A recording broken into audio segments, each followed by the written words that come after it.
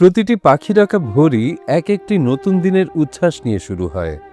ভোরের আলো ফোটার সাথে সাথে পাখিদের কলকাকলি ও মানুষের কর্মব্যস্ত কণ্ঠস্বরে আস্তে আস্তে ভরে ওঠে চারপাশ। তবে কারো কারো জীবনের গল্প শব্দহীন, যেন অভিশপ্ত জীবনকেও হার মানায়।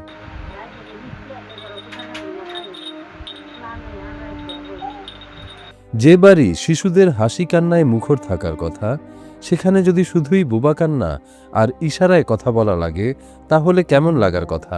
চারপাশের মানুষ যখন কথা বলে, এই বাড়ির বেশিরভাগ মানুষকেই তখন ফ্যাল ফ্যাল করে তাকিয়ে থাকতে হয়। একজন দুজন নয়, একই পরিবারের ৮ জন মানুষ কথা বলতে পারে না, কানেও শোনে না।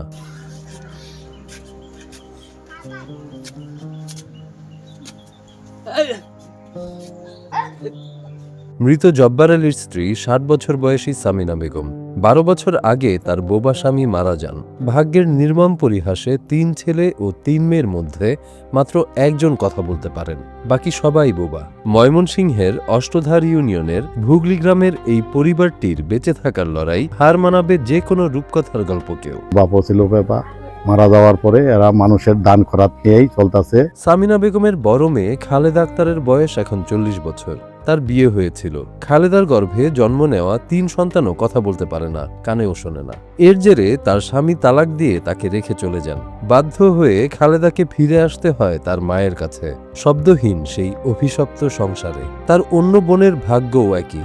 সব মিলিয়ে এখন এক পরিবারেই ৮ জন বোবা মানুষের বসবাস। আমার ফ্যামিলির দু হইতেছে মনে করেন ৮ জন। 2টা মেয়ে আছে, 2টাই বিয়ে দিছে, 2টা করে সন্তান বুবা। এরাও এখন বর্তমানে একই জায়গায় আছে, স্বামী তাদের নেয়ও না, খোঁজ খবরও দেয় না। মাত্র ৯% জমির ওপর সামিনা বেগমের পরিবারের ছোট্ট দুটি জরাজীর্ণ ঘর। শতছিদ্র সেই টিনের ঘরে বৃষ্টি নামলেই পানি ঢুকে পড়ে, ঘরের মেঝে ভিজে যায়। এই ছোট্ট দুটি ঘরেই গাদাগাদি করে থাকতে হয় তাদের। আমার ঘর দিয়া পানি ওদারে পরে আমি ঘুম ভাড়া পাই না। বৃষ্টি আইলে আমি বয়ে থাকি, আমি ঘরের মধ্যে বয়ে থাকি ফুলাহান নইয়া। পরে মেম্বরে আইনা দেখাইলাম, এরাও করলো না। চেয়ারম্যান দেখাইলে আমরাও করলো না, গেল গা। ওরা কি করবো, পরে ওখানে ঘর ছাইড়ে দিয়া ওখানে কম্বল দিয়ে ঘর এটা বানাই ওখানে এই ঘরে বসবাস করি। আমার তার করার কিছু নাই, আমার উপরে মানুষ নাই, গার্জিয়ান নাই। এ হতদরিদ্র পরিবারের দারিদ্র্য এতটাই প্রকট যে জীবনে কখনোই সন্তানদের 3 বেলা পেট ভরে ভাত দিতে পারেননি তিনি। কোনো মতে 2 বেলা খেয়েই দিন পার করতে হয় তাদের। আমার নিজে এই প্রতিবন্ধী ফুলাহান নিয়ে কোনো বাইরে খেতে খেতে চলো নাকি চলবার যদি পাইতে সেদিন খাবার পাই, যেদিন রোজগার হয় ওই দিন খাবার পাই, যেদিন না হয় ওই দিন আমি খাবার পাই না। সেদিন ফুলাহান নিয়ে আমার অবৈধ নাকি এদিন কষ্ট করে চলতেছি। ওরা দুপুরও খাই না, ওই সকাল আর বিকালই খাই। শব্দহীন এই পরিবারের বড় ছেলে কথা বলতে পারেন। তিনি দিনমজুর হিসেবে কাঠ কাটার কাজ করেন।